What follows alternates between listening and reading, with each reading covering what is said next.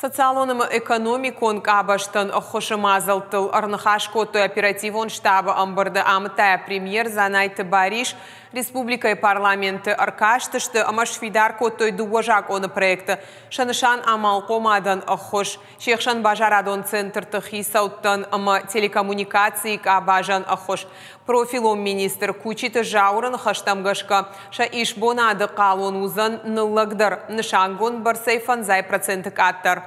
Асымазалай шабон шпайда канану республикай науазай фылдар куштуатан. Каон хазарадыл кузурам уадумта мазалты ахашт канынзды уапацахадон программай. Каон хазарады райраш тыштай хойракты ама хомаджи архты барсыл архайын ама Кауты фажотты юмая грайраш чарга программата.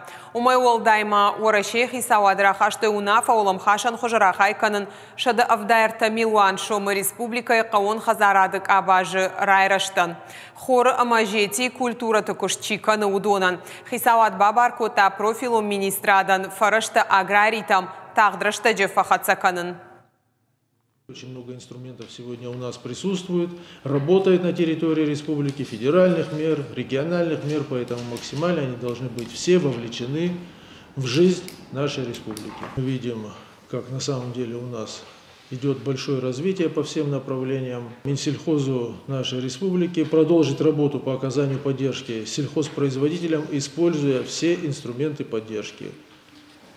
Обеспечить контроль за целевым и эффективным использованием средств, выданных грантов, чтобы все мероприятия были выполнены в срок.